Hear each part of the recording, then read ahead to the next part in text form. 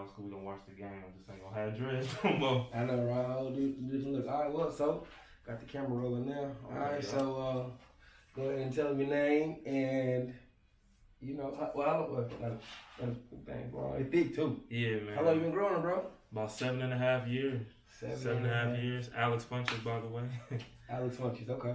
So what made you decide now? I play football, so I never been that kind of guy that likes to retwist his hair all that much, and I went through a long period of not retwisting it. And when I was playing in the XFL, I put my helmet on, and the old lineman, they was pulling my dreads out. So every single day, somebody was bringing out a new dread. Like, Funch, I found a new dread on the field. He finding them, yeah. So I mean, you can reattach them, but I was just getting tired of that. So I was like, maybe it's just time. Okay, it's gonna shave some time off that 42 shoe. Yeah, right. All right, well, so how you gonna cut? I think I'm just gonna cut it like sort of like how your hair is, just like a fro type. I'm not trying to have a super low cut. Okay, so you wanna keep the fro? Yeah, just keep the fro. With the tape on the sides? I've been thinking. What you think? I think a low taper wouldn't be bad. Okay, yeah, I'll rock with a little taper on the side. Yeah, some small, something like. Yeah. Okay. All right. Well, without further ado, Alex, let's go and knock it out, bro. Let's get to it. All right. So here we go.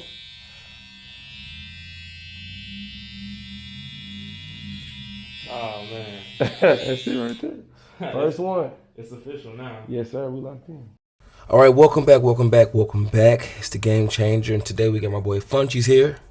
He hasn't had a haircut in about 7.5 years, and he wants a new change. So originally we discussed, if you heard in the video, I was talking him into getting the taper, but after we discussed it, he wants to keep it even. So this is a very interesting taper for me because he's keeping the low fro with the curls, no taper. But I still have to make it look good. I want to make it look nice and neat and real formed. So what you guys are going to see me do? Low taper. I'm doing about a 6 on the top. Yes, it's a 6 on top. No, I'm sorry, 5.5. A 5 on the walls magic clip. I say 5.5 because the magic clip has a lever, a open and close lever. I did a 5 with the lever open against the grain. And then what I'm going to do on the sides, I'm not going to taper it, but I'm going to kind of feather it or debulk it. Not enough to where you can see the scalp, but just so it'll lay down and you can see that gradual growth into those curls. It's going to be a beautiful cut. What makes this more difficult is that whenever you have an even haircut, like you can't hide behind the taper. Both sides has to be symmetric. The edge up has to be just right because it doesn't fade out.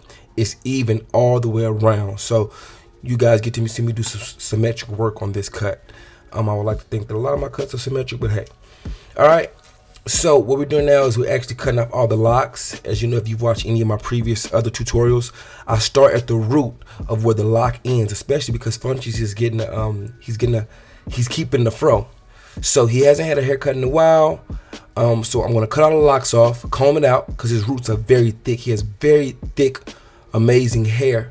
So be very delicate with it. I'm gonna spray it with water, then I'm gonna comb it, then I'm gonna wash it, then I'll cut it down. All right.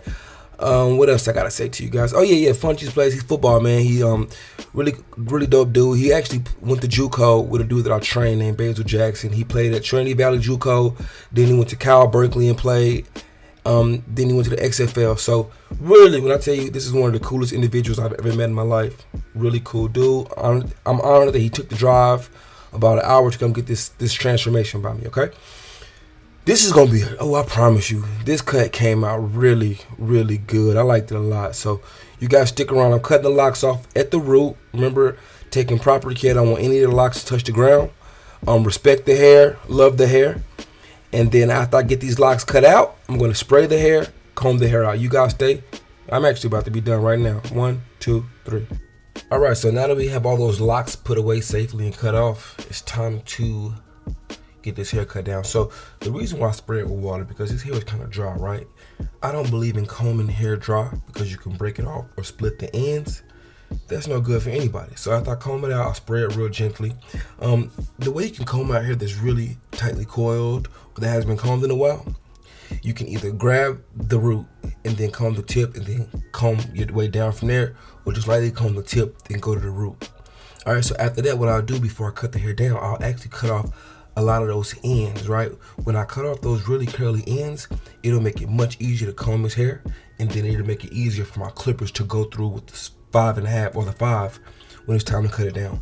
Very important tip, because sometimes when you cut the hair down, before you come off those really curly ends, it is so hard to get the clippers through. It's uncomfortable for the client, and it makes you feel bad as a barber. So what you do is boom. So I thought I actually washed his hair first. So I actually cut it down first, then washed it, so that the hair can revert back to a nice natural curly state. Revert means to go back to. So I want his hair to look real nice and stylish when he leaves. So see how when I cut those ends off, I can go right through his hair with the clippers, nice and smooth. If I would have left those ends on there, it would have been so hard. So I just dig through the root.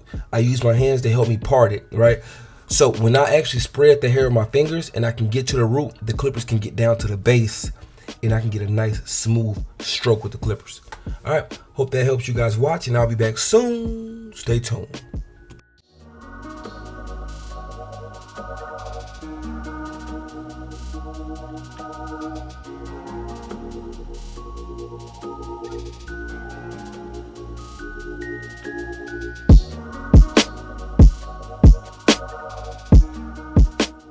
Right, so now that I just finished my ice cream sandwich and finished washing his hair, it's time for the good stuff. So this is the very important part. So remember, he's not getting a taper. He wants it all even, but I have to make that transition look really smooth. So what I'm gonna do is debulk, right? What you just saw me doing with the magic clip, I had a 1 guard on first, and I was going with the grain to debulk. Then I went with the white guard, which is my 1/16th, and I debulked. See right here? This is debulking. I call it like a tiger claw method. I'm doing the same thing with his edge up because it was all even. Now when I edge his hair, same thing I'm doing with the back. The reason why I do this around the perimeter of his edge up is so that way when I edge his hair, whether it be with the clippers or the razor, the hair doesn't hang over. Very important. These are nice little tips that help that final look so fresh. When I tell you, bro, look, listen to me. Bros and broettes, right? Ladies and gentlemen, when I tell you it came out so smooth, it came out so smooth. All right, so yeah, no taper in the back for him either.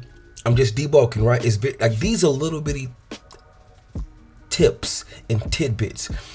And the difficult part about edging the back of someone's hair when it's all even is making sure it's symmetric, right? So a tip that I would have for you is when you're edging the back, you want to step back about 2 or 3 inches, because when you're so close up on a client's head, it's really hard to see even symmetry. Same thing. I'm just debulking all the way around. This, like I said, I'm not tapering it. I'm just debulking. Debulking is when you thin out the bulk in someone's hair or anything. So just debulk, right? That's what I'm doing. You guys watch, and I'll be back soon.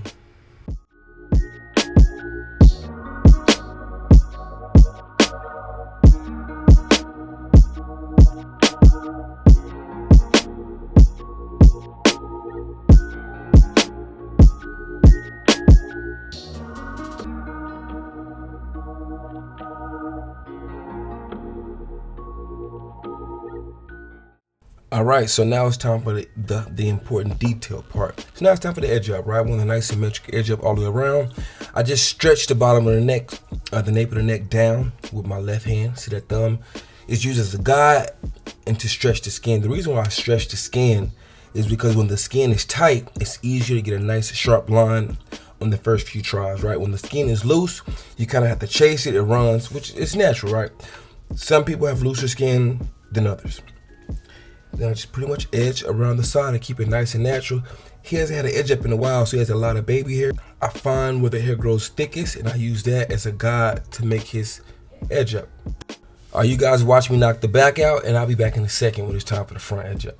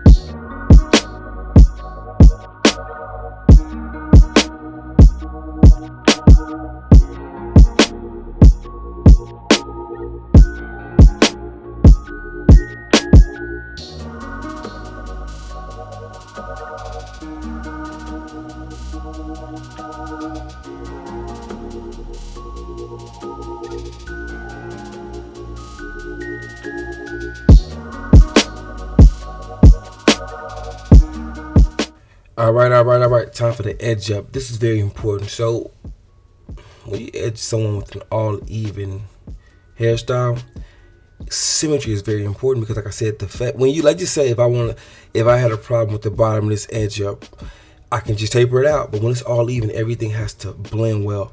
The curve has to blend into the sideburns, so it's very important to take your time. Use the opposite hand to stretch the skin. Again, when you're using a razor, it's very important and very helpful to have a very flush or very tight scalp because the razor can glide. When you're using a razor, you want to take as little passes as possible. I want to make sure I say that right. You want to take the least amount of passes possible. You may see me look like I'm doing multiple strokes, but I'm really just cleaning up the same area I already went through. So when it comes to Funchie's edge up, especially on the front, he has a curved edge up. His edge up doesn't go straight across.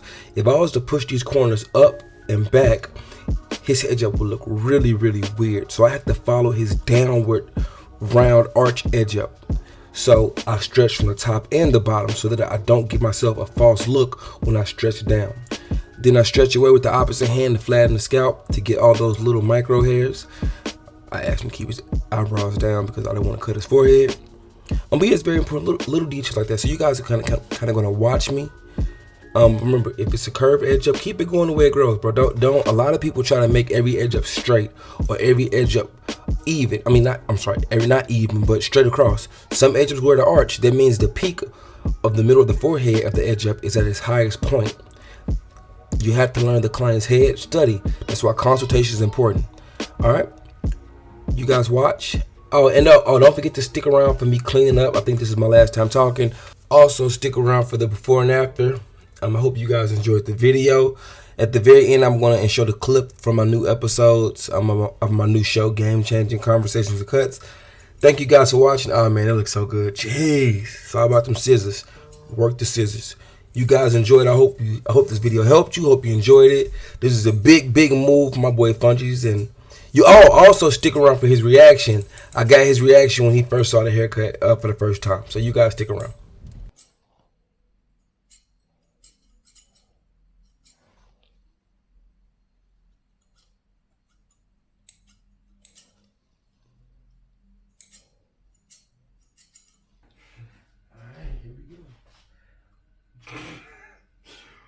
I look so different.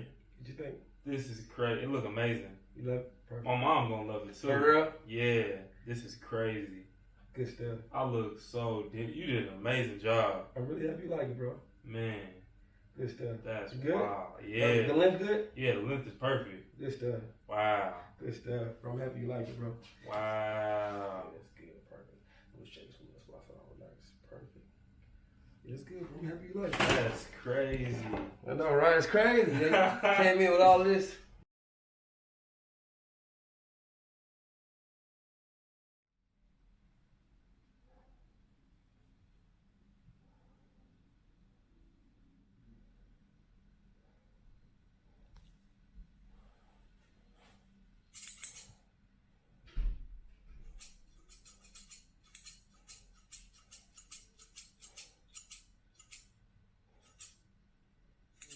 What does it mean to live? What does it mean to live? That's a very good question. I know the perfect answer for it. Well, I think the perfect answer. It depends on who you are. It depends on what living means to you. And I think everyone's different. You know, that's like the same question, what does it mean to be happy, I guess. You know, for some people, they feel like they want, you know, a 8-bedroom house and a Bugatti and a Lambo and a Ferrari. And like, you know, for some people, they feel like that's what they need to be happy. Or maybe that's what they need to fill a void to make them feel happy. But for me, I'm simple, bro. If you gave me 10 acres and a 4-bedroom house, bro, in control of my time, I'm good. So when I asked you about happiness, why was the first thing on your list something that was monetary or materialistic? Because that's what society looks at all the time. I asked you, what's happiness? Me? Yes. For you, I mean, I just told you. That's what I'm saying. So why is your first thing on your list monetary? What you mean monetary? Like, you say you want land, a house. Yeah. Like you know, for my family. No, I feel so. But so my question basically is this: why wouldn't the first thing in your again? No, that's not. I can't lead you. I feel you. So I just feel like sometimes it's crazy how this world works. They sell us an image of happiness or life, and I think it's funny sometimes we put the most important things on the back burner, like family, kids, wife, being alive. Before I came, I was holding my son because when I was taking.